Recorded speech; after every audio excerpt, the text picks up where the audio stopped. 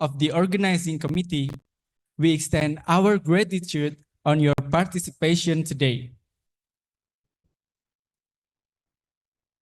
Ladies and gentlemen, before we dive in, I'd like to share some information to you. This meeting is equipped with simultaneous interpretation feature for both on-site and in-Zoom participants. For Zoom participants, you can choose to listen your desired language under the globe icon on the bottom bar menu or by finding the interpretation menu on the 3 dots advanced menu on your Zoom meeting screen. Available languages are English or EN and Indonesian or ID. Click on your preferred language to follow this webinar comfortably. And for offline participants in this room, transmitter receiver device are also readily available for you. You can take the device in the registration desk right outside the front door, and please go to channel 1 or CH1 to listen to English interpretation. Or you can go to channel 2 or CH2 to listen to Indonesian interpretation. Please return the device after use or after this webinar end to the committee. And for our on-site participants, I will inform that if you need to use the restroom, it is located on the left side of this room. Please feel free to make use of the facilities.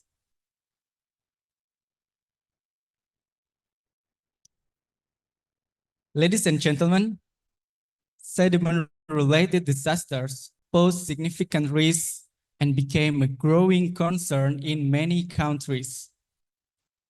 Although we cannot fully control the disasters, we can learn from previous experiences with an effort to prevent and try to mitigate them better. However, what can be learned from previous sediment-related disasters? What efforts can be made to mitigate these disasters? This webinar will serve as a critical platform for the speakers and panelists to exchange knowledge and discuss innovative ways in mitigating sediment-related disasters.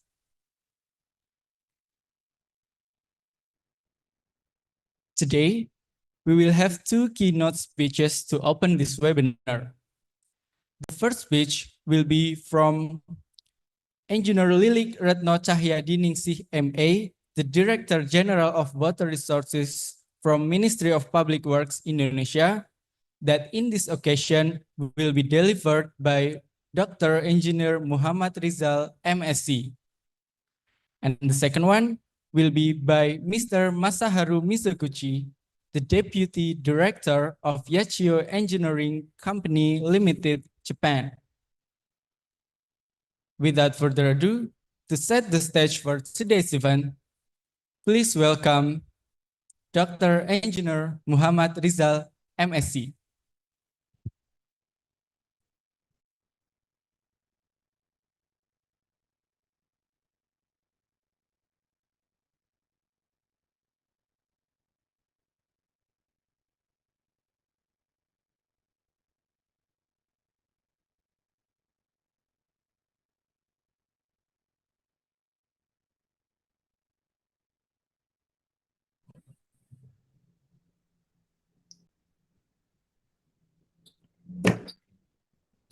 Bismillahirrahmanirrahim.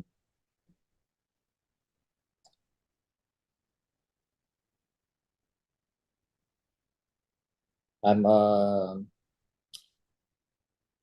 in the name of Director General of Water Resources, Mrs. Lili Retno Cahyadiningsih. So I deliver her speech on these occasions because fortunately Mrs. Lili has another meeting, and then as you know that She just had inauguration yesterday. So the former Director General, Mr. Bob Lombogia, now become the head of Badan Pengembangan Infrastruktur Wilayah or the Region Infrastructure Development Board in Ministry of Public Works. So I'll start her speech on this event. The Honorable Mr. Masaharu Misoguchi, the Deputy Director of Piaggio Engineering Company Limited. And then Dr. Aditya Jati, Deputy of System and Strategy, National Disaster Management Agency, BNPB, Indonesia. Professor Joko Legono, Emeritus Professor from Gajah Mada University, Indonesia. Professor Adam Pamuji Raharjo, Lecturer of Civil Engineering Department, Gajah Mada University, Indonesia. Professor Susume Daiso, Professor of Faculty of Agriculture, Shinshu University, Japan. Dr. Teresito C. Bacolcol, Director of the Philippine Institute of Volcanology and Seismology. Esteemed guests, distinguished colleagues, and honored participants. Excellencies, ladies and gentlemen, I'm honored to address this webinar, which is dealing with the key issues shared by the organization and government dealing with global water challenges. It is with great pleasure and pride that we gather here today for this special session. The impact of climate change in recent years, such as increasing the risk of natural disaster, is really concerning, especially floods and sediment-related disasters. This webinar become a platform for sharing knowledge and lessons learning from water disaster management. Distinguished guests, Indonesia is located in Ring of Fire belt, laying on Indo-Pacific, on the Eurasian plate and the Pacific plate, and also having 129 active volcanoes. Thus, Indonesia is prone to disasters such as earthquakes, volcanic eruptions, and tsunamis. These disasters may cause so many challenges on water resources management. The threat of a water crisis in Indonesia is becoming more real. The water crisis due to population growth, limited clean water supply, and poor water and sanitation management. Land use changes, deforestation, pollution, and excessive groundwater extraction further exacerbate the vulnerability of many areas to flooding and drought. Climate change and natural disasters make new great challenges, threatening the security and sustainability of water resources. Comprehensive disaster risk management and climate change have to be developed by creating adaptation plans for water supply infrastructure to strengthen the awareness and capacity of water supply service providers in Indonesia. The primary focus was on addressing seismic and hydrometeorological risks such as floods, droughts, landslide, and sediment-related disasters. It is important to note that sediment-related disaster management requires with structural control and non-structural measures as well. This approach emphasizes how to manage human behavior as an additional consideration, including conservation, community participation, and land use management. Ladies and gentlemen, based on the report from Indonesian National Disaster Management Agency or BNPB, the total number of disasters in 2024 counted as 2,107 events. Most of them were extreme weather, floods, and landslides. The recent extreme disasters for the last 10 years occurred in Indonesia are sediment-related disasters such as A. Mount Semeru mudflow disaster Lumajang Regency East Java. B. Mount Marapi flash flood Padang West Sumatra.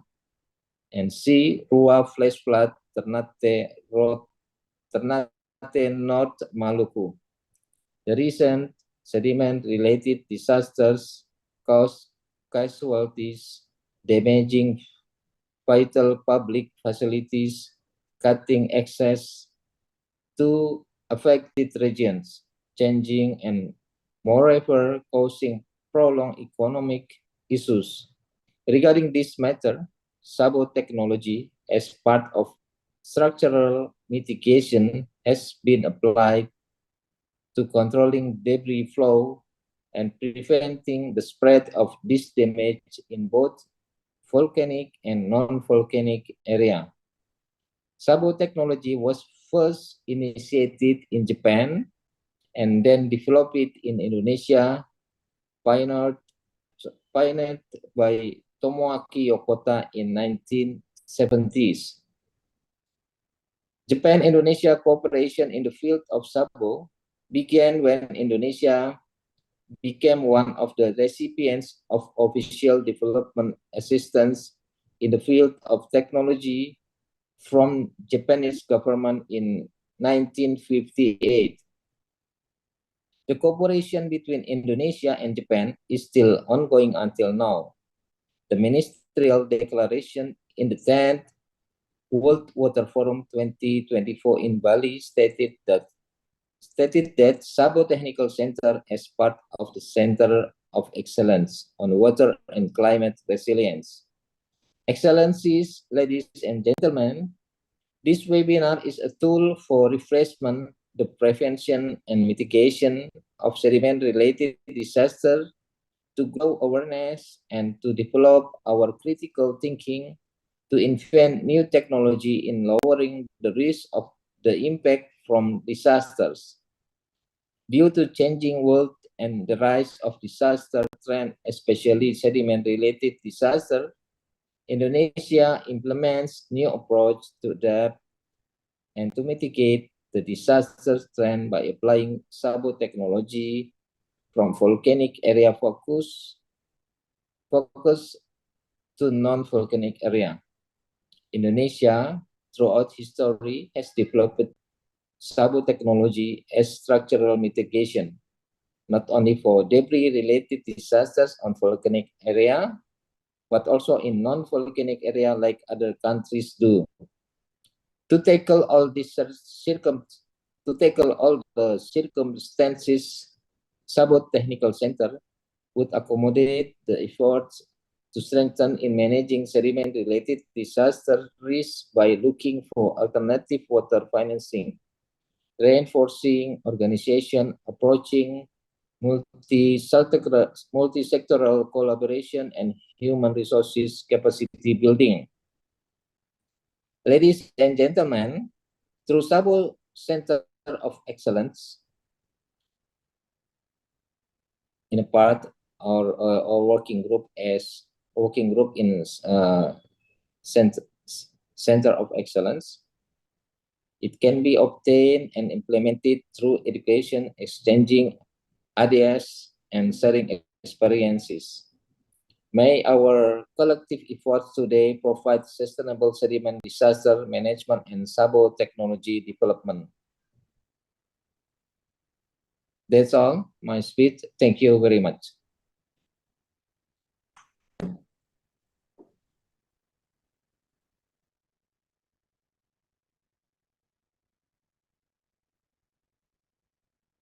Thank you, Dr. Engineer Muhammad Rizal, MSc, for those insightful remarks.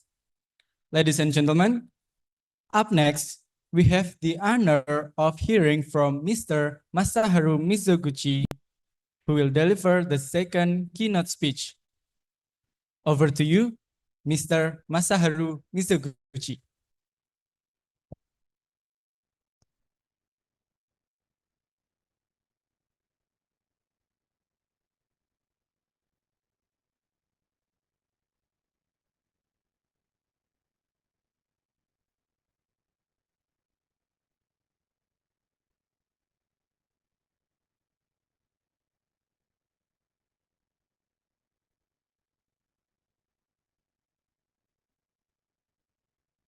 Can you hear me?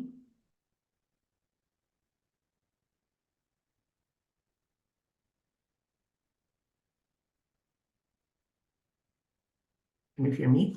Yes, we can hear you, sir. Okay. Yeah. Good morning, the Honorable Dr. Muhammad Rizal, Honorable Emeritus Professor Joko Legono, and all participants. First of all, I'd like to congratulate Sabo Technical Center for being a member of the implementation team of the Center of Excellence for Water and Climate Resilience. And I am honored to have been invited to this first international webinar. I have been working for more than 30 years on Sabo projects at Yachio Engineering, a Japanese development consulting firm.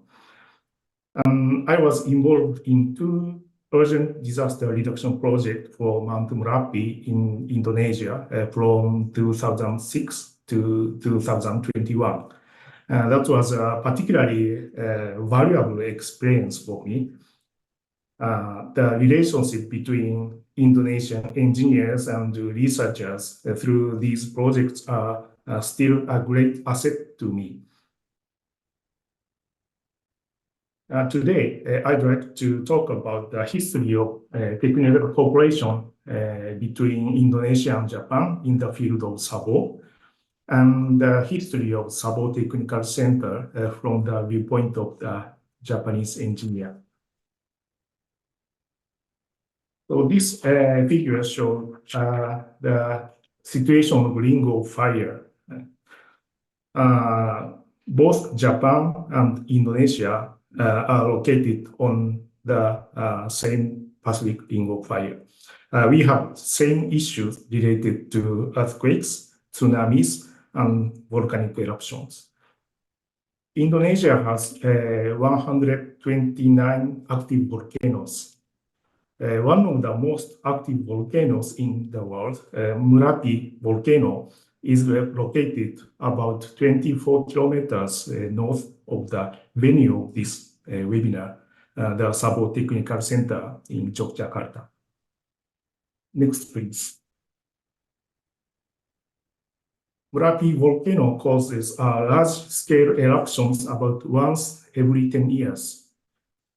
Each time it erupts, sediment-related disasters are caused by pyroclastic flows and debris flows. Next, please.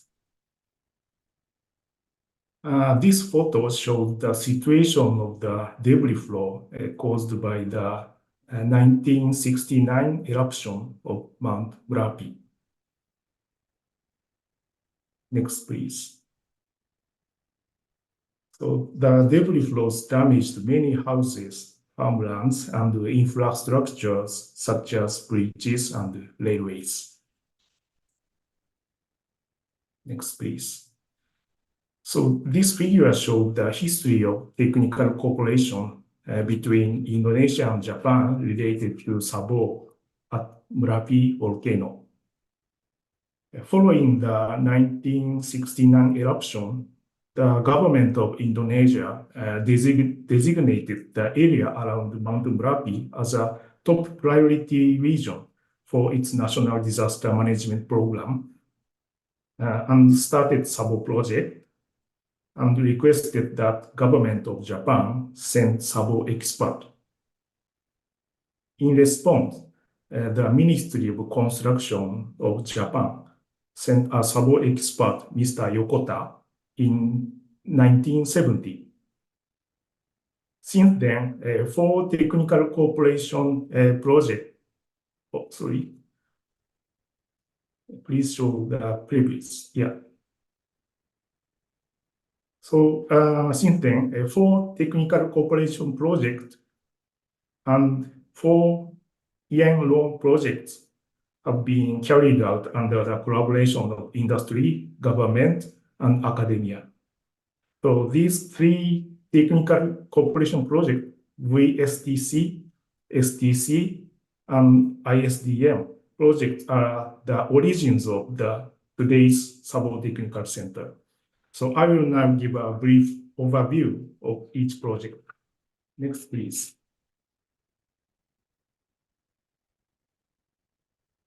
The Volcanic Sabo Technical Center project was implemented from 1985 to 1990 to develop various technologies and human resources for debris flow disaster reduction in volcanic areas. The introduced technology from Japan was localized for Indonesia in line with the construction material availability and the needs of the local community. In addition to structural measures, an early warning system for debris flow was also developed. And also, 3 kinds of training courses were established to train engineers who could manage Sabo projects. Next, please.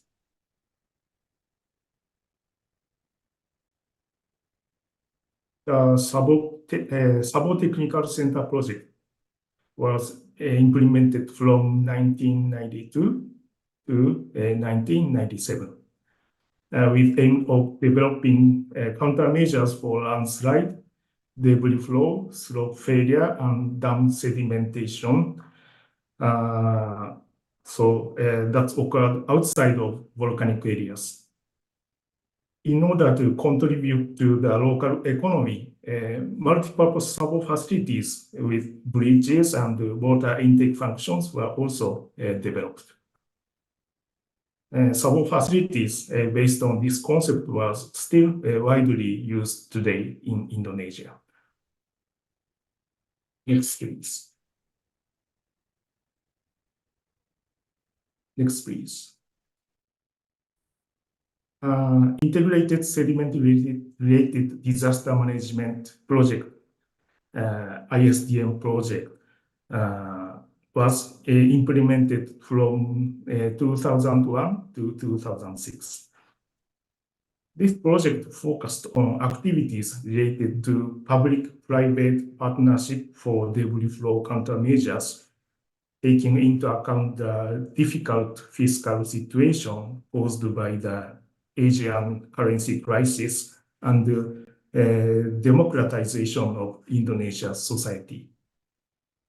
This project has led to the spread of community-based disaster reduction activities and also contributed to the establishment of a master course in natural disaster management course at Gajah Mada University. Next, please. So through these projects, the Indonesian side learned about structural and non-structural measures against sediment-related disasters. However, the Japanese side also learned a lot about practical debris flow countermeasures in volcanic areas. The know-how was reflected in the content of guidelines in Japan, such as volcanic Sabo planning guidelines. It can be said that this was a successful example of two-way technical cooperation. In my opinion, this kind of technical exchanges between countries will become more important than ever to improve resilience to disaster caused by extreme weather. I hope that the Center of Excellence for Water and Climate Resilience will not only help to disaster reduction in Indonesia, but also function as a hub of technical exchange between many countries facing similar challenges. I look forward to the success of the Sabo Technical Center and the Center of Excellence for Water and Climate Resilience. That's all for my presentation. Thank you for your attention.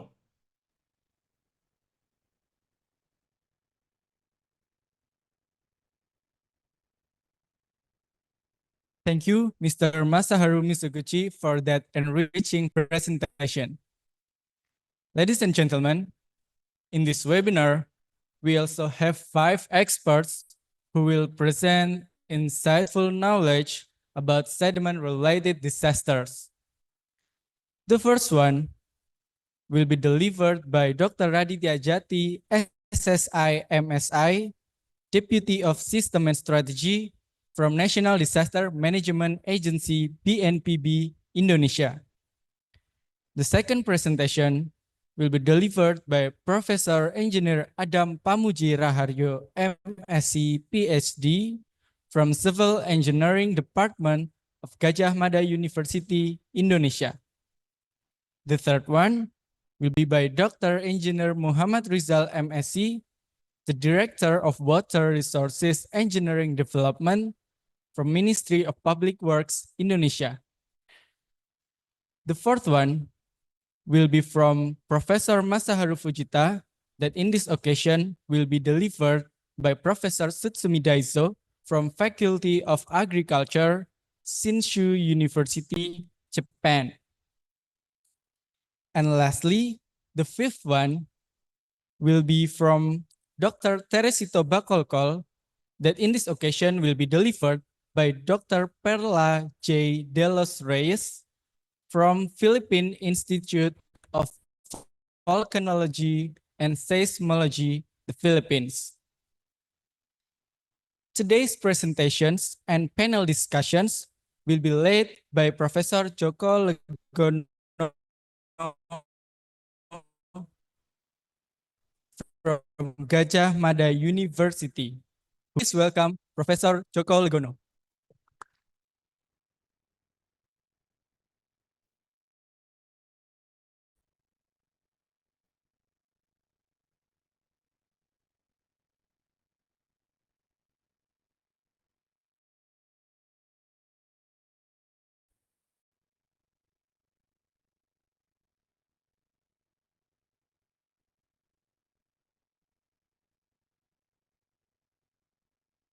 Ya.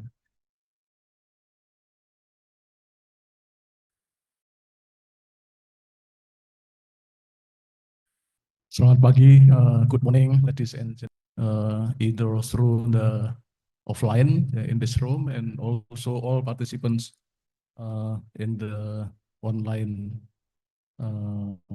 stage. Secondly, I am very honored to be appointed as the moderator for this morning webinar. But again, all I can do is I am trying my best. As it was mentioned, the expectation from 2 keynote speakers, both Dr. Rizal and also Pak Misoguchi.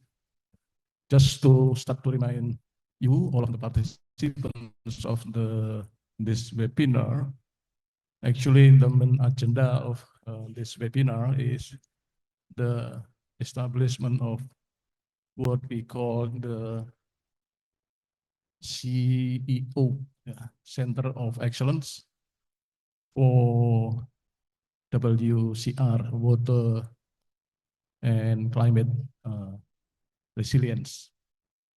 So as the second keynote speech mentioned, that actually this COR WCR is not only aimed to help people in the national Indonesia and also Asia Pacific, but the expectation that that this center could be established to solve the sediment-related problem in all countries. Allow me to brief inform you that actually in this webinar, according to the committee, it is joined by more than 1,000 participants. So in the 9 o'clock in the morning, there are 1,080 participants from 13 different countries. Yeah.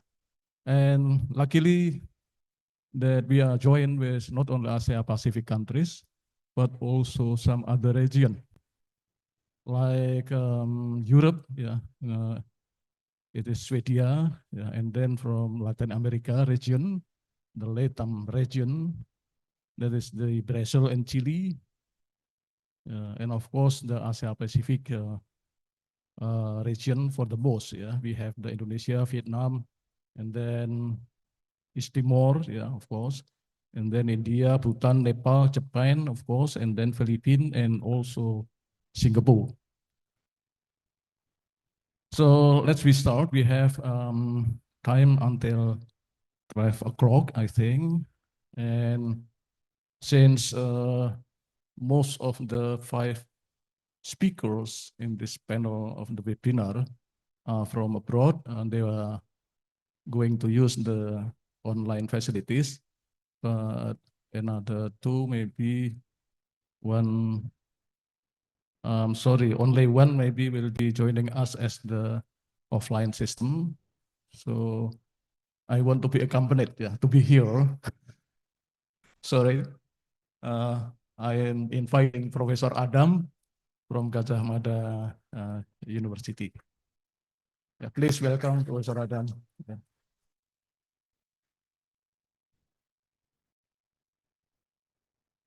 Thank you very much. And for the first speaker, I am trying to be punctual. So please, I'm inviting Dr. Raditya from the National Board of the Disaster Management of the Government of Indonesia. Please, your time, Dr. Raditya.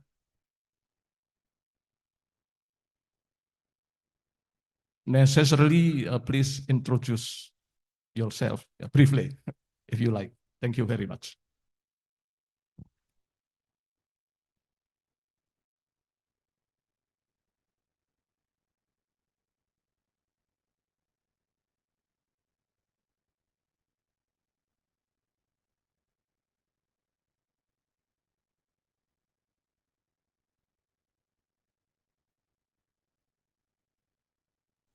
Yeah, thank you. I was unmuted, so sorry for the trouble. Thank you very much for the opportunity, and it's an honor for us to share this moment that PNBB is invited also for the Center of Excellence on Water and Climate Resilience. I think it's very important. I'm sorry I cannot attend directly in Yogyakarta, since now we're in Gunung Ibu. This is Halmahera, West Halmahera, and it's active now.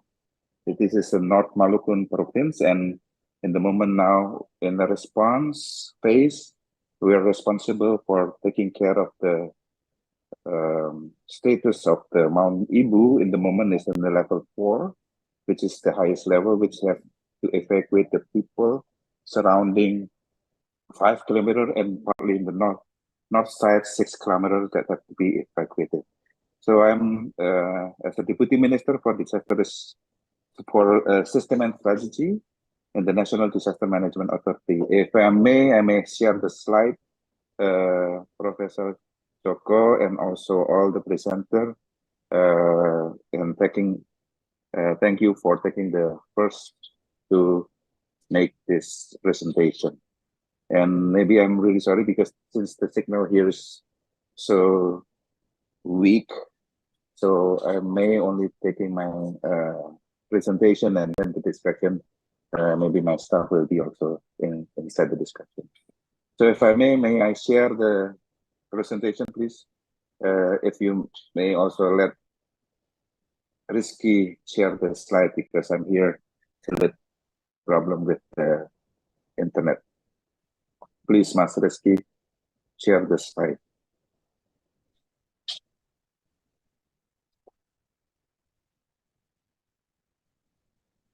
So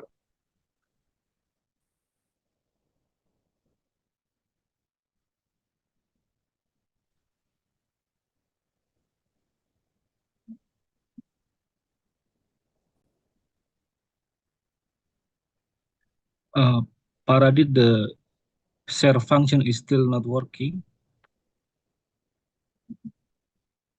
Can the co-host let me share the screen? I'm unmuted. I'm muted sometimes. Please, Okay. the host, please help us to share the slide from Pak Okay, Rizky. Thank you. It works now. Okay, thank you. Thank you. Sorry for the trouble. So, ladies and gentlemen, again, all over the world, that Pak Joko Lagono has mentioned also that the participant is not only from Asia, but also another part of the world. So let me share here about sediment-related disaster mitigation in Indonesia. If you see the next slide, we have remembered the 20 years of tsunami Aceh. It only takes 30 minutes after the earthquake and the tsunami. It costs more than $7 billion to have to rebuild Aceh again in 4 years. This is why disaster is very important and the change paradigm from disaster management into disaster risk reduction. And as you know, Indonesia, the next slide, you can see the risk of itself, mostly in the part of Indonesia. They are red color, which means that's a red zone all over Indonesia region. And the disaster zone management, we are mentioning that people are living in the value in infrastructure, including National Strategic Project. Please, next slide. You can see more than 250 million people are living there, and the economic growth also is there. In the next slide, you can see the location of Indonesia is actually in the Ring of Fire, which is also mentioned that this is also located in most of the important mount volcano that is in Indonesia, more than 127 volcano actively in Indonesia. And you can see earthquake is happening every time. Even every month, we can feel more than 300 or 400 seismic that happen in the country. The large archipelagic country also related to how many people are living there. The population is more than 280 million people are living in the area. And you can see the devastating of the single incident in Aceh makes us as a wake-up call that disaster is important. In the next slide, we can see over 10 years that people have been missing and also dead. You can see how many frequency of disaster happening in the country. And last year, in 2024, there's more than 2,000 frequency disaster happen in the country. Next slide shown that around 200 people are in death and missing. Even in 2023, more than 5,000 people, 5,000 frequency of disaster had happened. And there's around 200 people are dead and missing. And the next slide shown that disaster is not only about the death, but also it's about how much money has been lost. Next slide. You can see the Ministry of Finance also mentioning more than 22 trillion of rupiah missing in each year. It's also impact of disaster. Even that in 2018, you can see in the next slide, more than 405 trillion is impacted because of earthquake. And the loss estimation cost in disaster in the near future, you can see the prediction. It will be also impacted to the next slide on the fiscal impact of disaster. So what have been mentioned by Antonio Guterres as the Secretary General of the United Nations, nothing is more damaging to achievement of sustainable development than disaster. It means disaster is important. It's a priority to the world to see how to make ourselves resilient. And global assessment report mentioning about the deficit of resilience itself, including deficit resilience on the flood, including deficit on coastal infrastructure, climate change, including also related to other related degradation of land and also vulnerability of population growth. And if you can see in the next slide, in the right corner, you can see the cycle of disaster. We're not waiting for the disaster to happen, but to be aware how to manage the risk. And every year, the index of risk have been counted by the NPB that you can see we're decreasing, and the index risk is also decreasing. Means that we're achieving better and better every year. And every year we have the disaster risk index projection, which we have to project it until 2045. And how does this really work is when the local government, province, district, and cities, they have a commitment on their policy to make themselves resilient.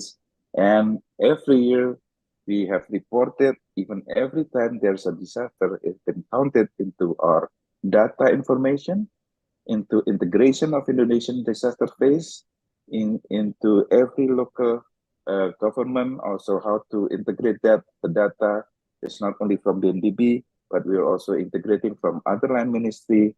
It's also been integrated into what we API to API coordinating, including the potential risk and inner risk that have been also one of the hazard layer that can be seen in this.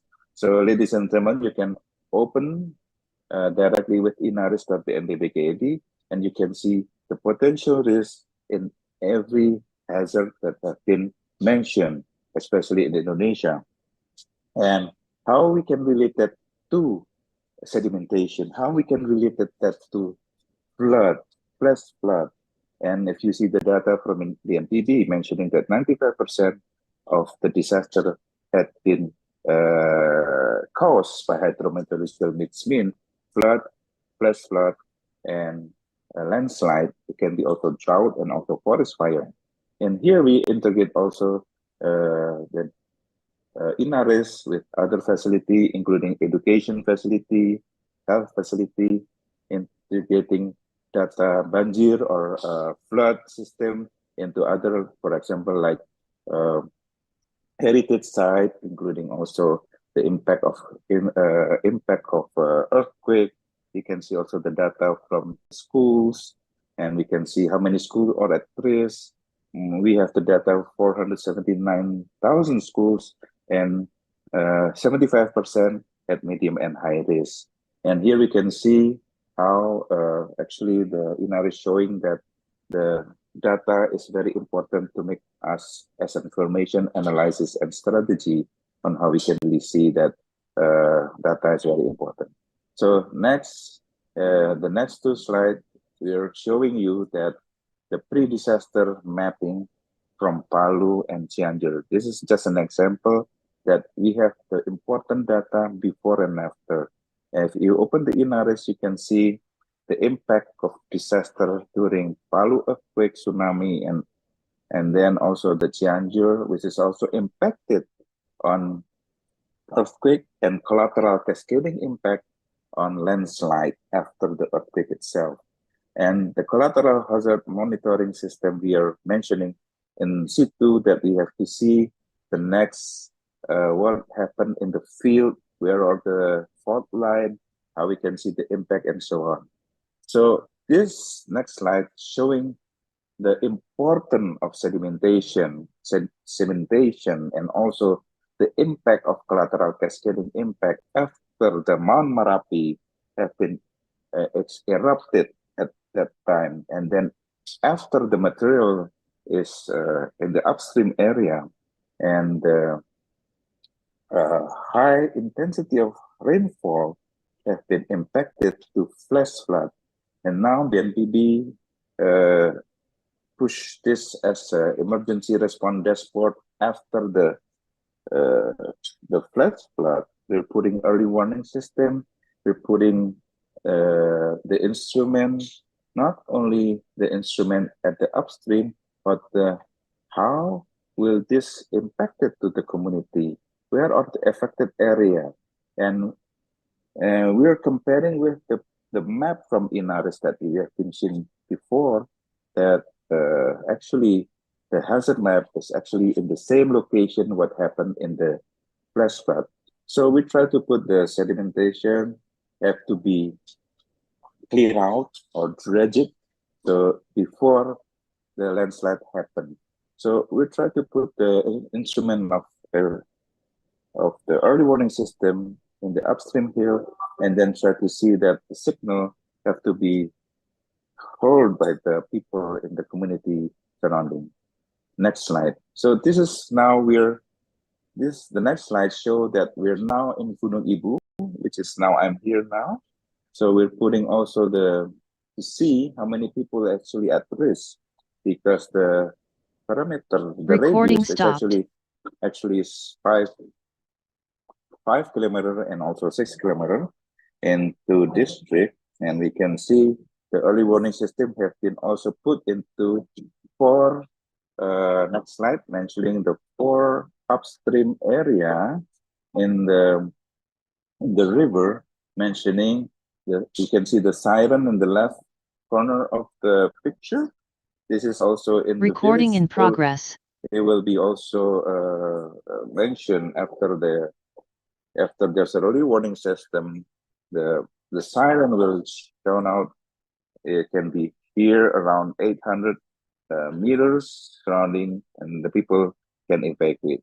So now the early warning system is already put in place in the last year after the eruption of 2024, and now here in the moment the dashboard can be seen in the next slide, that the monitoring system is actually, this is where we captured it last night, so you can see lively what is happening in the upstream, where is the potential of flood and also the possibility of the landslide when it happened. The other thing is also the next slide, you can see in Sukabumi where there was a high intensity of rainfall, and then it makes us also a landslide because there's no management. Maybe there's no management of dredging of sedimentation because the meandering of the river actually is one of the characteristics of Sukabumi. You can see if there's meandering, there will be more sedimentation, because then if there's an intensity of rainfall, it will cause a flood.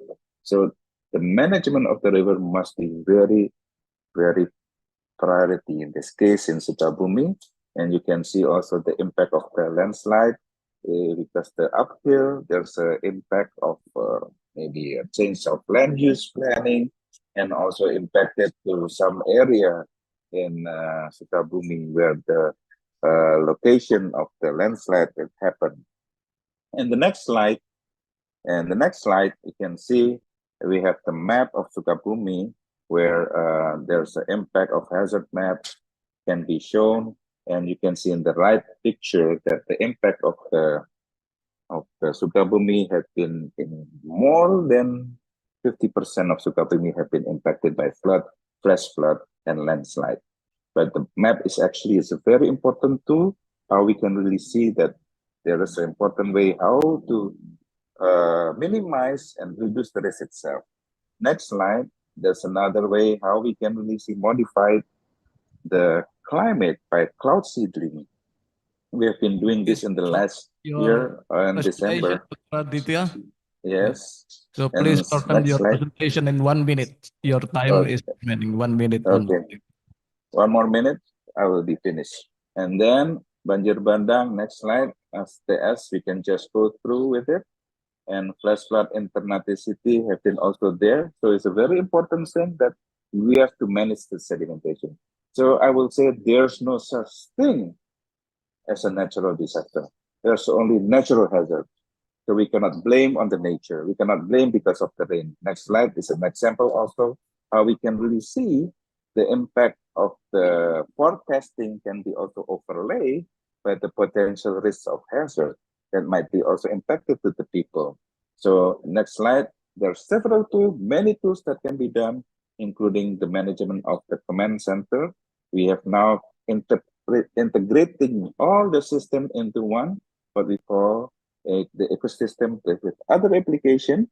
So the application can be also used in technical response system, and it will be mentioned and can be used in the local level, including also the disaster portal, GIS, national disaster monitoring. Next slide. And the history will be put into literacy portal, and everything will be inputting into another system that can be reached. And next slide, you will be seeing that every area of region have been also planned in this 2025 to 2029 plan. In every location that is important as a priority. Next slide, Mas DS. Just go through on the RENAS, and then we can see that is already put into the framework. Every location, every region, every have been prioritized due to the planning that have been mentioned by Bappenas or the planning management planning agency, including the input from disaster. So next slide, you will see that sustainable resilience is very important. This is where the center of excellence have been established, because climate change have to be discussed together with disaster resilience and sustainable development. We cannot stand alone just talking about disaster. We cannot stand alone just talking about climate change, but sustainable resilience is important. How we can put as a people center, resilience is a very local issue. Overarching design of sustainable resilience must be also people center, where government, investment, infrastructure, science and technology must put into one, and people, stakeholders, multi-helix are working together, including the scientists, academician, media, private sector, and also community and also government, to put everybody to anticipate, absorb the capacity, and adapt against disaster risk. So again, thank you all, and thank you for the opportunity that we are giving the sharing for the day. I'm giving back to Professor Joko Legono for the time, and again, thank you. Good afternoon. Okay, thank you very much indeed, Dr. Radiat. So we really appreciate, because this is the time you are on the way to the site. So please take care and take care of your health. And maybe we don't need to avail time for participants to ask you, but maybe some other occasion. So you don't mind if someone asking for you for some information. Thank you, Dr. Aditya. Ladies and gentlemen, we are moving to the second presenter. So I'm sorry, Pak Adam, just to remind you, if you can present at maximum 15 minutes. Time is yours. Thank you. Okay, thank you very much, Dr. Joko Legono, and the honorable participant and guests. I am a representative of a lecturer or maybe researcher. So maybe our presentation, my presentation here is in the aspect of education and research. So here I'd like to share and our knowledge, our thought about development of adaptive design of sabodams. First, I will share about short history of this sabodam, or maybe in more general, it's called check dams. Here,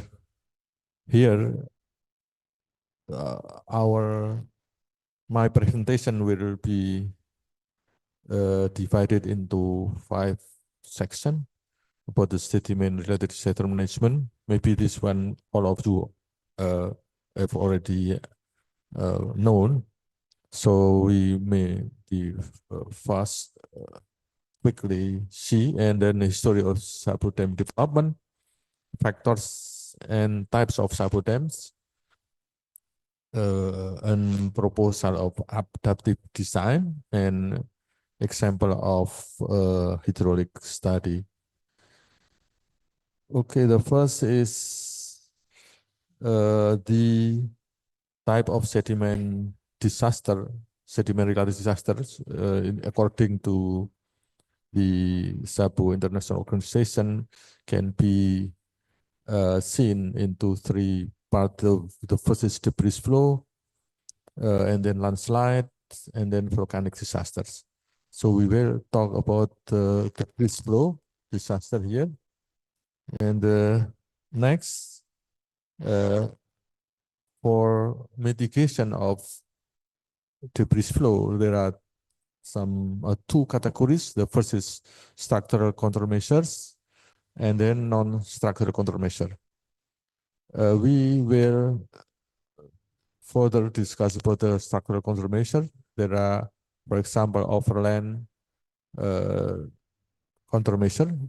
There are shearing, small check dam, etc., and slope, retaining wall, short grid, fence, and the last is the river, the inland structure, for example, the Sabu Dam series, consolidation dams, sand bucket, and etc.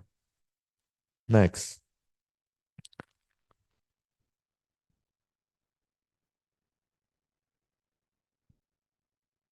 Next, please. Oh, no. Okay, please. So the first was in 27 BC in the Roman era. They have tried to slowing and diverting a flow, but still for agriculture. And about in the 16th century, they all already built a torrent control structure above the city of Trent in the Alpine slope. And about the century later, in Japan, already built 1 meter high masonry soil retention structure. In Fukuyama, and in 19th century, national law of several countries, for example, in France, Switzerland, Italy, Austria, Japan, already including about supported erosion control by forestation and also engineering structure. In 2000th century, I think the concrete dam were built in Switzerland and in Japan. Next, in Indonesia, actually there was in 804 or in Japanese calendar 2226, there was a project at that time at Paris that was for diversion of the flood in Konto River, and also some irrigation facilities in this. There was a check dam, and I don't know currently it's still there or not. And in 1918, check dam for irrigation. And 1965, I think it was also presented by in the opening speech. There we have collaboration with Japan since 1969 for lahar flood control in Merapi slopes and also in Mount Kelut. Okay, next please. Here I collect, I think this may be new database of Sabu Dam in Indonesia. I don't know whether it's already launched formally or not. We can see that there are 398 and the Central Java and Yogyakarta is the biggest number here, 257, and there are also some provinces that have 20 sabo. Also, in Papua to Aceh. Okay, next please. Here is the comprehensive sabo system that divide into production zone, and deposition zone, and we already in practice. Next, please. If we talk about the consideration in designing the SAPO plan or also the SAPO structure, so we need to think about some factor, for example, the topographic factors, geological conditions, and also hydrologic condition of the river or torrent, whether it is ephemeral river or perennial river. Okay, next please. There are some types of sabodam or check dams that already been built everywhere, and we can see that mostly in Indonesia, the sabodam is the concrete gravity. Maybe the old one, some of them masonry, and it's already guided by the national standard for sabodam design. There are closed and open sabodams, but there are other types, for example, rack types and crypt types, and also net barrier. The net barrier has been studied and also implemented by Polytechnic Sapo several years ago, but then collapsed because of the Semeru pyroclastic or hot lahar. Okay, next please.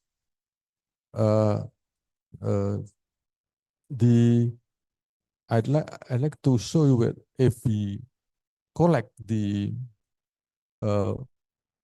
some condition that we can make lists in consider planning or designing, so we can see that the hydrological condition, topographical and geological condition, as I have mentioned before, and also the green. I think this topic has already been discussed several months ago here. Condition that we need to consider or maybe require, for example, active sustainable design, efficient construction, economical materials, low cost, last construction time, least environmental obstruction. So the other need is sustainable biodiversity, blocking aquatic animal migration in perennial river, especially, and also socio-economic aspect such as bridge, irrigation intake, tourist attraction, and sign meaning. Here, the sign meaning is activities around us that up until now, it's very difficult to control. And here we will show you later possible way out, maybe way out, yeah, not solution. Still effort to solve the solution that maybe will be effective. Okay, next. So the possible technology, if we can list, there are masonry, concrete, metal combination, concrete, metal, or wood, rubber, or even nylon. I think the types of sabodam that I was shown before. and also construction method, in situ precast for example, the modular one, and also the hydraulic design, for example, close type or slit or grid net mesh or other shape type.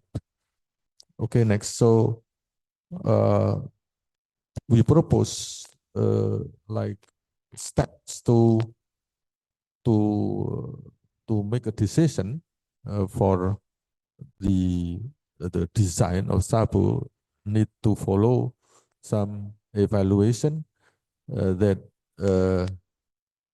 consider about the condition, and then based on that condition, so we have some alternatives, and then we need to evaluate that alternative hydraulically, maybe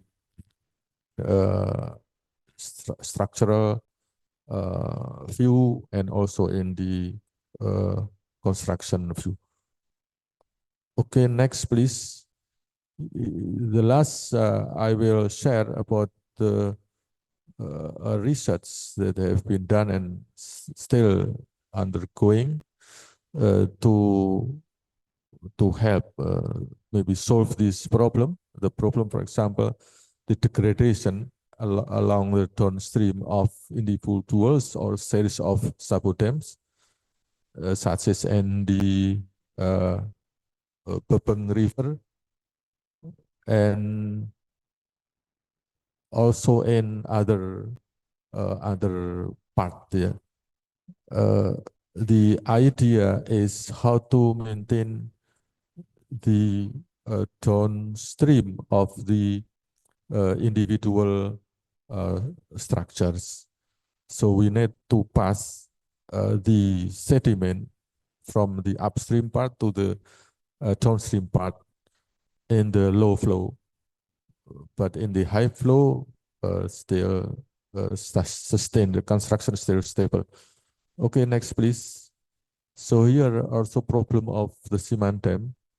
The cement dam in the East Java part of the Konto River, it already chosen the type of the dam is the slip type for reducing degradation downstream.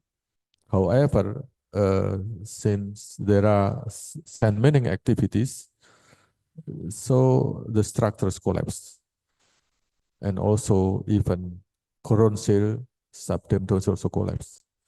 And we note that the miners only collect the fine sand grains and discard the gravel and coarse grain. So we are thinking how to let this coarse grain or gravel pass to the dam during the low flow. So that's mean we have to try to make a new design. So next, please. Okay, next, please. So this is the existing. This is a typical existing condition. And next, please. So we think there is also a sample that this give IT, stimulate IT.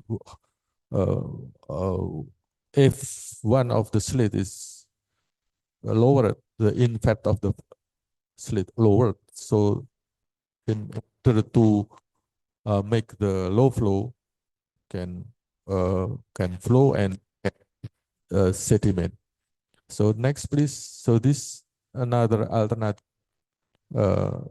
So we are worrying in the big flood that slit become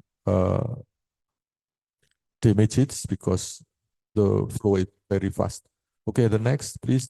So we use the tools, the numerical tools, dimensional program, and our objective is understanding the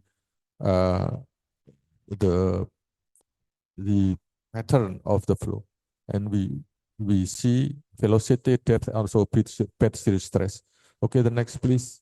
So this is the animation. So animation of the model. It's like, okay, okay. Next, please. Another animation for this is the existing condition. The next slide. Next slide. Okay, this is the alternative one. Okay, next, please. This is the alternative two. Okay, so after this, we evaluate the velocity and also bed shear stress. Next, please. Next. And we verify the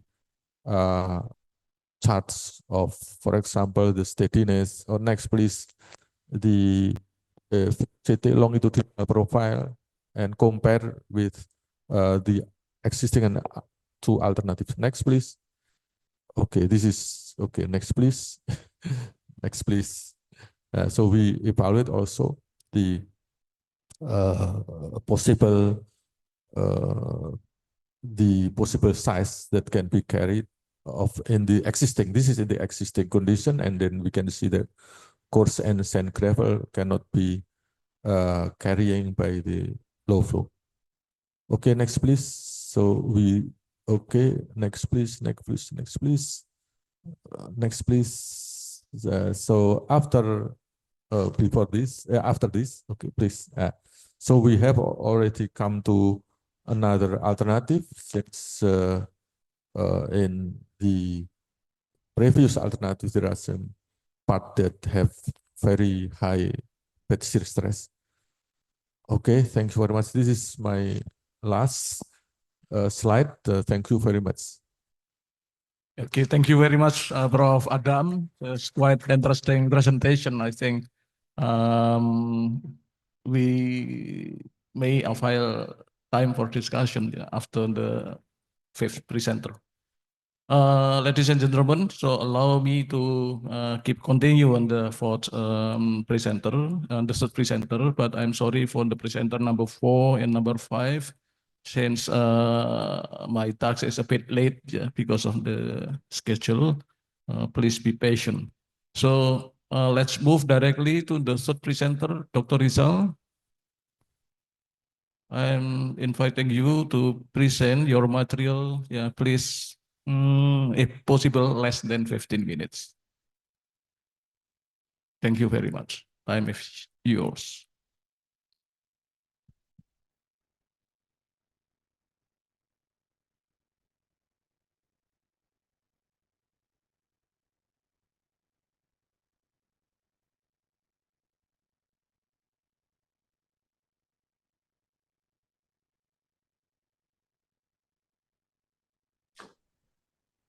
Okay, thank you. I just got unmute. Thank you, Professor Joko Legono, esteemed guests, distinguished colleagues, and honored participants. So I will convey the presentations entitled Sustainable Infrastructure and Technology Integrations, a strategy for reducing sediment disaster risk. And then in the next slide, the Ministry of Public Works ensures active participations in fulfilling the mandates of the Sustainable Development Goals, or SDGs, according to the Ministerial Regulation number 9, 2021 about sustainable construction implementation must be considered 3 pillars. First, the economy, environment, and social aspect. In the area of the environment, the application of sustainable construction is expected to enhance community welfare. This means that development should provide economic benefits for all parties and continuously improve the economic well-being of the community through job creation and the use of local materials, which automatically boost the economy.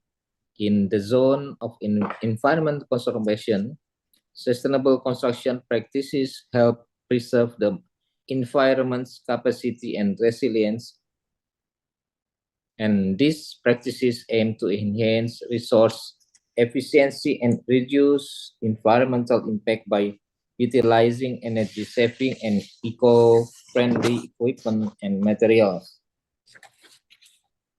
I think it looks different. Maybe the next slide. Next slide. Oh, it looks different presentations.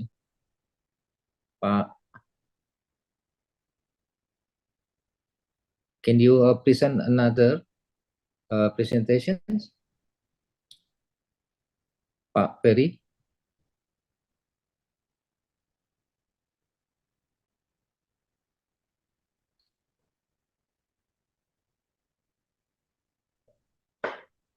So while waiting for the presentations, I told you that the three pillars of sustainable construction development interpreted from Minister Regulation Number 9, year 2021, or Ministry Public Works and Housing Regulations. So in the zone in environmental conservation, sustainable construction practices help preserve the environment's capacity and resilience. These practices aim to enhance resource efficiency and reduce environmental impact by utilizing energy-saving and eco-friendly equipment and materials. In the social realm, sustainable construction aims to foster fair and inclusive development, narrowing social gaps and helping to diminish overall social inequality within the community.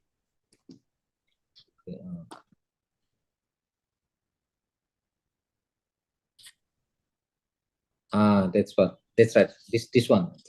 Okay. To the next slide. Okay, go on. Okay. Slide 3. Ladies and gentlemen, the construction of sediment control structures must also adhere to sustainable construction principle as seen in Sabo technology.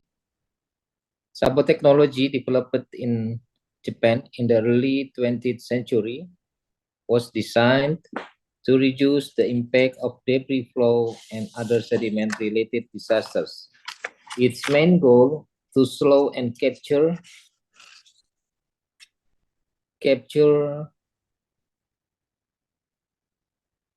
the debris flow and other sediment-related disasters. Its main goal is to slow and capture debris carried by rivers, helping to prevent lahars, landslide, debris, and flooding downstream. The function of Sabo technology extends to flood control and sediment management. It helps reduce peak flows, decrease flood risk, and protect communities downstream by slowing water flow. In terms of debris mitigation and sediment management, it traps sediment and prevents erosion downstream. By capturing and containing debris, it mitigates debris flow and safeguards infrastructure and property from damage. Additionally, it promotes the health of river ecosystem by reducing sediment accumulation and improving water quality. In slide 4, Sabo technology can be implemented as part of sustainable infrastructure, seamlessly integrating with contemporary engineering practices. It has evolved over time with advancements in materials and construction methods that improve its effectiveness, such as the modular Sabo Dam in Kediri.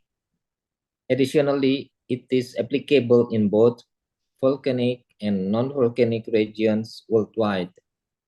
The structure can also incorporate sustainable designs by utilizing eco-friendly construction materials such as soil cement, sabo, and being designed and built with careful to attention to the surrounding scenic environment such as open type sabo in combination with fish leather. Sabo technology fulfills the criteria of sustainable infrastructure due to its environmental compatibility and long-term effectiveness. It helps reduce damage and protect riverbanks, contributing to the stability of the surrounding ecosystem. By managing sediment, it also plays a crucial role in preserving aquatic habitats and biodiversity. And then in slide 5, Sabo technology is not limited to be applied in water bodies. It also encompasses hillside Sabo system and sediment traps applied in upstream areas.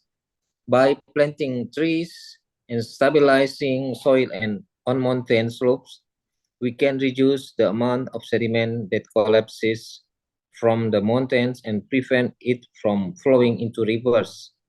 Sediment traps, or we can call it RORAC, are beneficial for returning sediment and water. Gully plugs and micro sabo dams help capture sediment in area and prevent erosion from becoming deeper and wider. Additionally, vegetation absorbs the energy from rainfall and slow velocity of runoff, while deep roots play a vital role in holding and stabilizing the soil layers. Slide 6, the esteemed audience. Community engagement in Sabo dam structure includes awareness campaigns, stakeholders consultation, and community participations. In awareness campaigns, these initiatives aim to educate local communities about the importance of Sabo dam structures, their role in flood prevention, sediment control, and environmental protection. By raising awareness, communities can better understand the benefits and impact of the technology on their livelihoods and the environment. For stakeholder consultation, engaging with various stakeholders, including government agencies, local organizations, and environmental groups, ensures that the design and implementation of the Sabo dam structures align with the needs and priorities of the community. This collaborative approach helps in addressing any concerns and securing support for the project. In community participation, involving local residents in planning, construction, and maintenance of the Sabo dam structure fosters a sense of ownership and responsibility. It has also benefit as social economic aspects. Roughly the income of 1,200 jeeps with 2,500 visitors a day may result about to minimum 600 million rupiahs a day from tourism sector. So this is a big money for the community participations from tourisms of Sabo. Integrating in slide 7, integrating advanced technology into sustainable infrastructure is crucial for effectively reducing sediment disaster risk. This approach enhances the resilience and efficiency of infrastructure projects while promoting environmental sustainability. Key aspects of technology integration include remote sensing and geographic information system, or GIS. These technologies are essential for monitoring and mapping sediment movements and potential disaster areas. They help in early detections, risk assessment, and planning for sediment control measures. Hydrological, hydraulic, and sediment modeling. Advanced modeling tools simulate water flow and sediment transport, aiding in the design and optimization of structures like sabodams. These models help predict the impact of extreme weather events and guide the implementation of mitigations. Sustainable design and green infrastructures incorporating natural elements like vegetative buffers and wetland in infrastructure design helps in managing sediment naturally. Excuse me, 1 minute remaining, Pak. Yes, Thank you. these green solutions work in tandem with traditional engineering approaches to reduce sediment load and improve water quality. And then I think we'll go to the next. I'm sorry, the last slide. So the summary. This is the pyroclastic flow of Kali Gendol from 2010 eruption of Mount Merapi at high speed and intensity, making it uncontrollable. The cold lahar with a large volume carried large rocks and sand impacting agricultural areas, public facilities, and residential areas. We may comprehend from this slide another benefit of SABO to protect downstream areas. Over time, SABO structure can be placed not only in volcanic areas but also in non-volcanic regions. This is because flash flood or debris flows sometimes occur in these areas, carrying mixed materials such as rocks, wood, trees, and other debris. As conclusions, the integrations of technology into sustainable infrastructure development is a powerful approach to reducing sediment vulnerabilities. By leveraging modern tools and methodologies, we can build infrastructure system not only reliably prevent disasters, but also support economic development and safeguards communities from adverse impact of sediment-related disasters. This approach ensures a balanced, resilient, and sustainable futures. Thank you very much. Thank you very much, Dr. Rizal. So it's quite challenging material for discussion. Let's move to the fourth presenter. So again, I'm very sorry to Dr. Rizal and other presenters that the way I manage the time is very tough. So please welcome Professor Susumi. Necessarily introduce yourself shortly. Time is yours.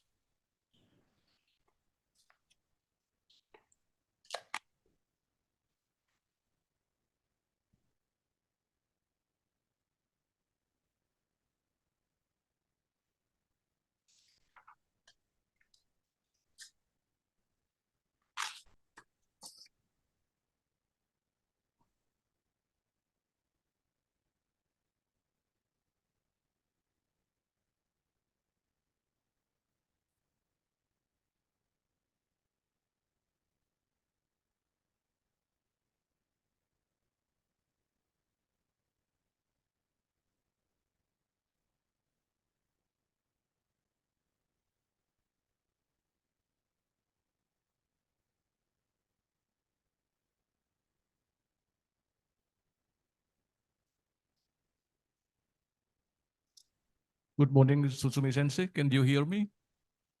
Yes, I can hear. Yes, now I can connect to the microphone. And could you see my slide here? Yes, we can clearly hear. Okay, so I will start my talk. At first, I would like to express my appreciation to giving me this opportunity to make a talk here in this webinar.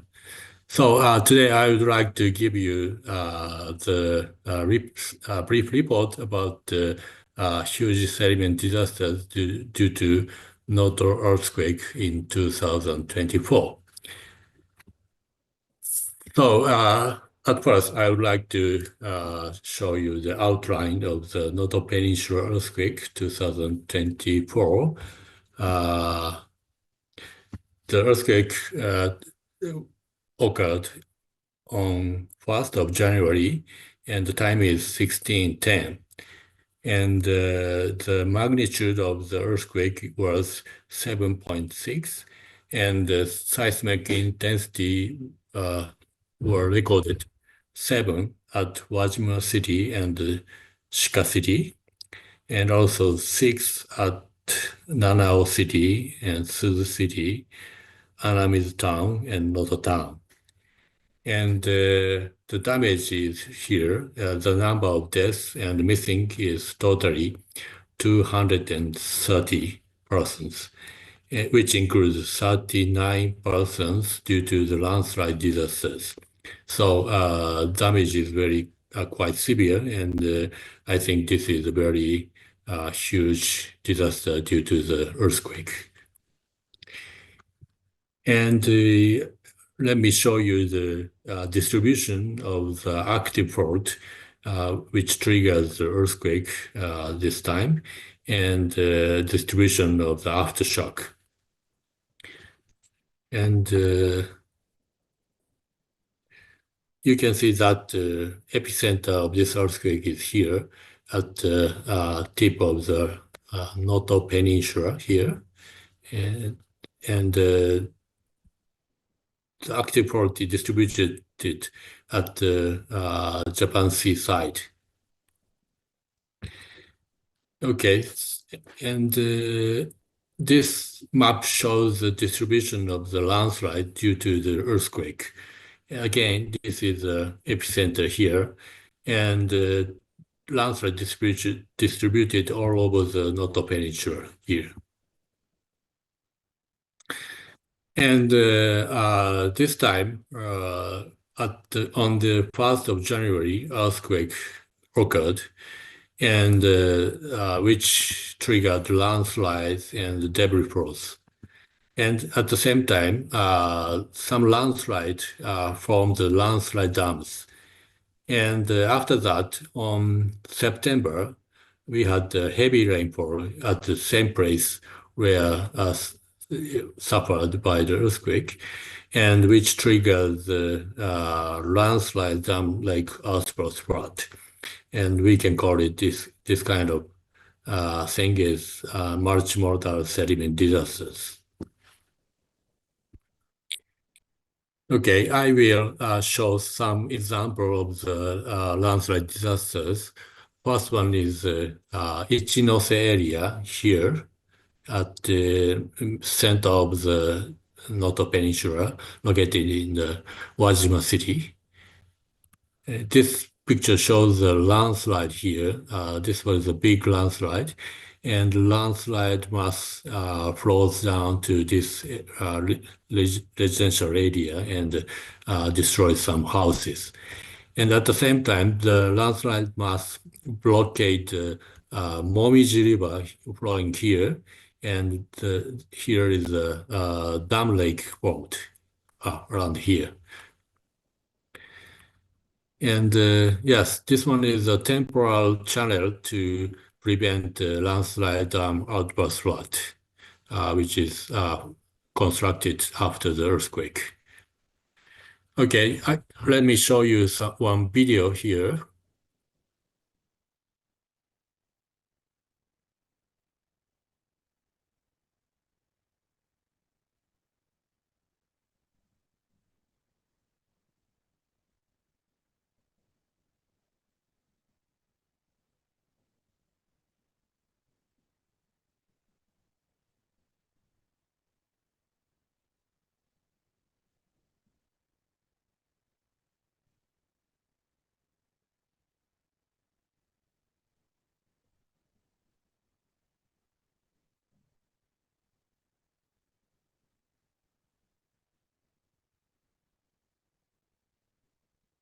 Okay, yes, this video was took by the people who is evacuating, and you can see the debris flow around here. So the video was took from here to this direction. And yes, maybe you do not understand Japanese, but he is crying that his mother and his father have to evacuate as soon as possible. Okay, and the next place is the near area around here, which is facing to the Japan Sea.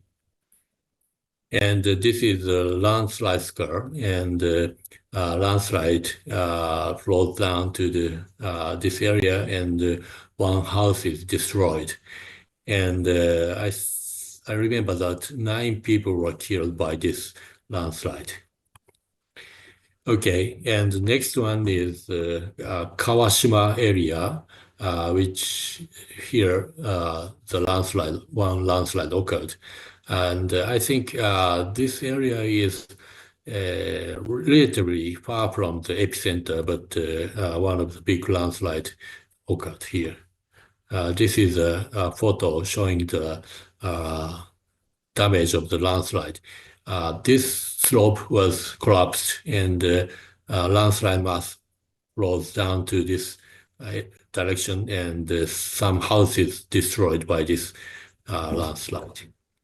And this is a photo of the destroyed houses. And by this landslide, 16 people were killed by this disaster. And the next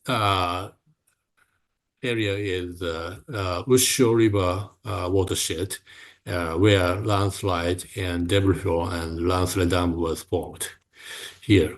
And you can see that this area is the area where the landslide concentrated. This photo shows the aerial photo shows the landslide all over the mountains. And around here, some landslide blockade the river flow, and then landslide dam formed, and dam lake. You can see dam lake several parts, and one of the dam lake, water is already overflowing here. And this photo shows the lake of the landslide dam, and you can see that landslide scar over the dam lake. And the overflow is occurring here, which is a former road, and water is flowing down from this overtopping area. And this is a photo of the overflowing area here along the road. And the water is flowing down about 50-meter height difference. And to prevent after the earthquake, to prevent the following sediment-related disaster, actually debris flow, the government built a temporal dam here, which is formed by the blocks.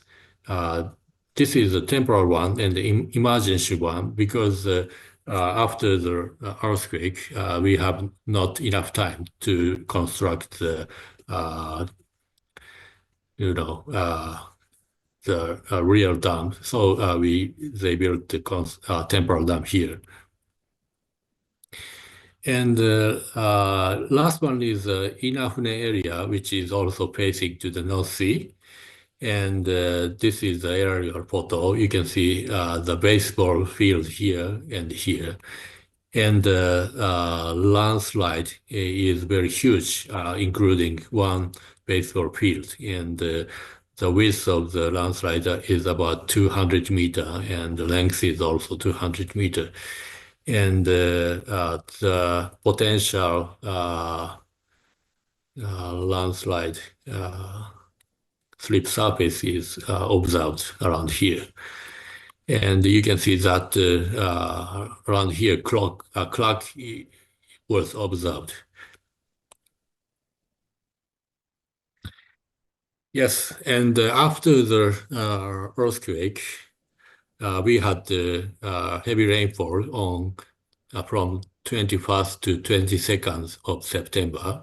And here you can see the Hyatt graph, and the total precipitation reached more than 500 millimeter here. And the maximum rainfall intensity is almost 100 millimeter per hour. And the damage is also big. The number of deaths is 14 people. And this one shows the distribution of the landslides. Red dot shows the landslide triggered by the earthquake, and the blue dot indicate the distribution of the landslide triggered by the heavy rainfall.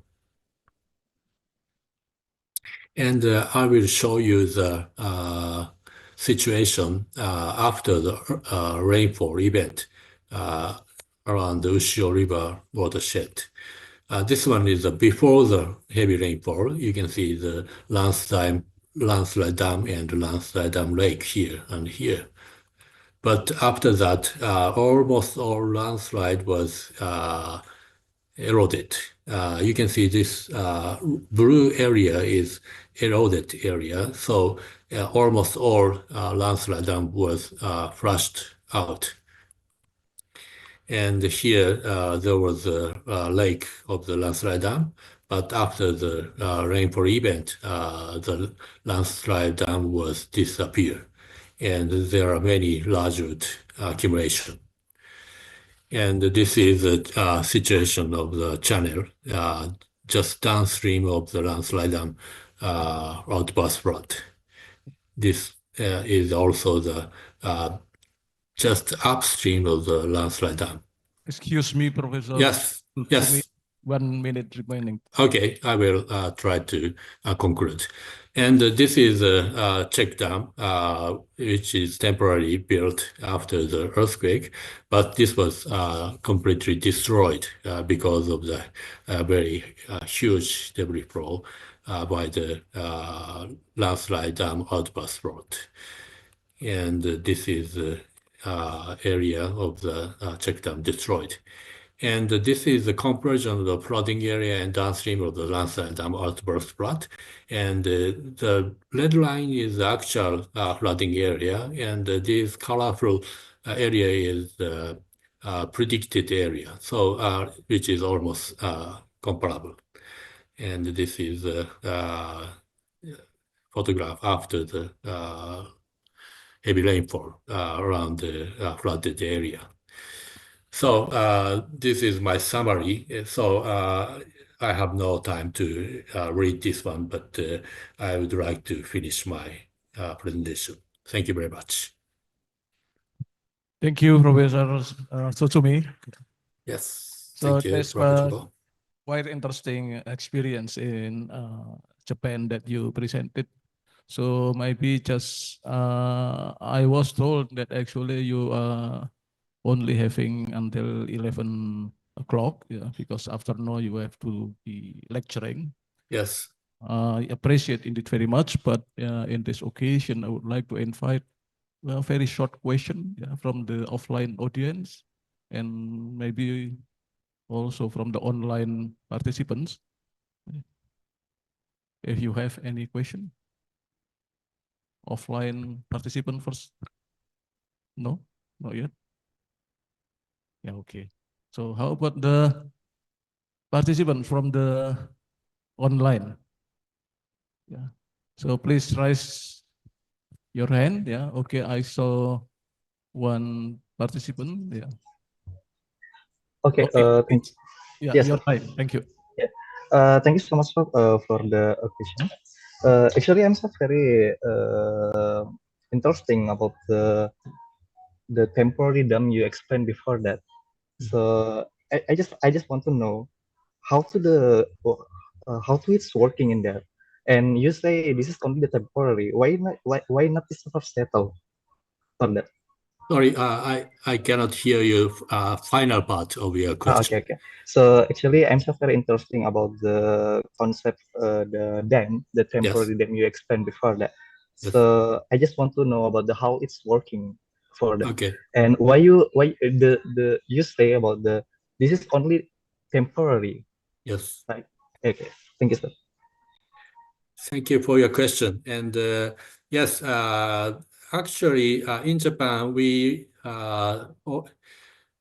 usually construct this kind of temporary dam because the time is limited. So we have to build very quickly. So we use the blocks. And in this case, each block was not connected to each other. So this is not so strong. So this time the rainfall event is very huge. So we did not expect it that such a large debris flow coming to this dam. So this time the dam was destroyed by the huge debris flow. But normally, small debris flow can stopped by this temporary check dam. But actually, this was destroyed. So we will try to consider how to fix the blocks each other to prevent debris flow damage. This is my question. Could I answer your question? This is enough for your question? Yes, sir. Yes, sir. Thank you so much for your answer. So very helpful for me. Thank you. Thank you. Thank you. Okay, yeah, okay. Thank you, Asabul, for the question, and thank you for Susumi Sensei for the answer. Thank So you, I'm sorry, Chogo Sensei. maybe I cannot give you up. Yeah, I saw offline participant to ask you. Please, yeah, welcome, Pak Joko. Short question, please. Thank you.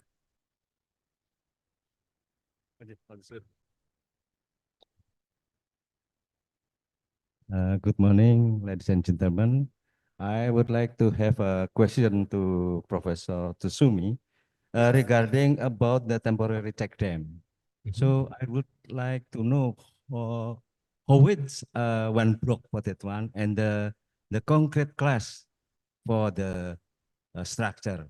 And it's K225 or K70 175 or this is my question. Weight and the class of the concrete to build. Okay. Thank you for your question. And unfortunately, I'm not the expert of this kind of concrete dam. But I think the size of the one block is about 4 meter length and 2 meter width and 1 meter height.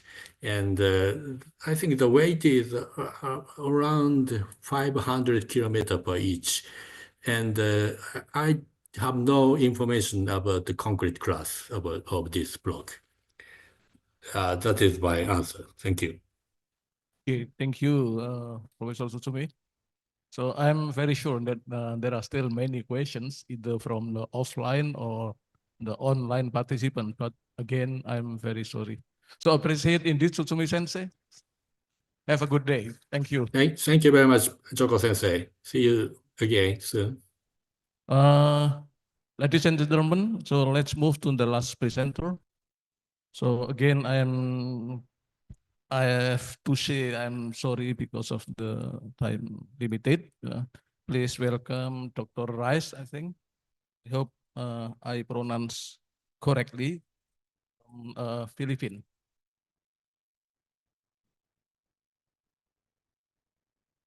Can you hear me, Dr. Reyes?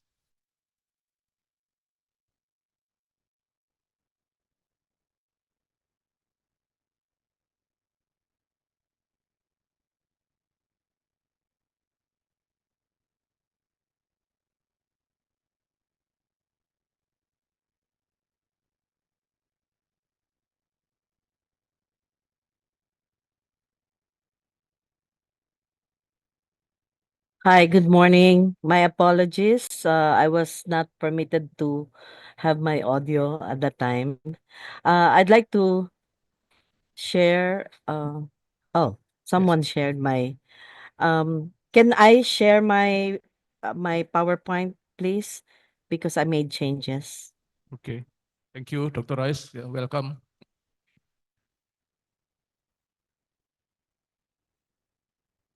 Okay, and show it. Okay. Good afternoon. I think it's 12 o'clock. So, um, I'm going to present some of my experiences as far as lahars are concerned for the Pinatubo uh, case study and Mayon case study. I am Perla J. De Los Reyes, Supervising Science Research Specialist of PHIVOLCS or Philippine Institute of Volcanology and Seismology. I'm a geologist by profession and okay, I cannot move. Okay. Um, I'll be discussing backgrounds on lahars, my case studies on the 1991 Pinatubo eruption and the subsequent lahars. Also, the case study on the 2006 Typhoon Reming lahars at Mayon. And what we did right as far as hazard mitigation is concerned, lessons learned or unlearned, and continuing challenges. Just for uh, on the perspective of locationality, uh, the map is a distribution of volcanoes in the world, and the one in circle is the Philippines. And indeed, we are within the Circum-Pacific Belt of Fire, lots of earthquakes and lots of volcanoes. In terms of volcanoes, we have more than 300 volcanoes in the Philippines. 24 are active, 8 are monitored, listed in the slides. And of course, when you have volcanoes and you have a lot of precipitation, you have the consequence of lahars being generated by significant rainfall or lake breakout, which essentially erode and remobilize volcanic deposits. So Pinatubo is in this area, and here are some impacts of lahars. They are rapidly flowing thick mixture of volcanic materials, debris, and water, essentially triggered by intense rainfall and sometimes lake breakouts, as I mentioned. Causes erosion and burial by lahars, especially in low-lying areas. Results in death and destruction in extreme cases, cutoff and isolation. So you see, this is one of the river systems, Sacopia Bamban river system at Pinatubo, uh, within the Tarlac province. And just by one event, that hut or that house, small house, was buried up to rooftop. So that's essentially around 6 meters of lahar deposition in one event. This is an example of lahar, ongoing lahar during the 2020 Super Typhoon Rolly, or the international name is Goni, at Mayon volcano and vicinity. And this was taken by netizens. Um, we used crowdsourcing to be able to monitor and map lahars while we have not been deployed. So for Pinatubo, we have three provinces covering the the the volcano, Pampanga, Zambales, Tarlac.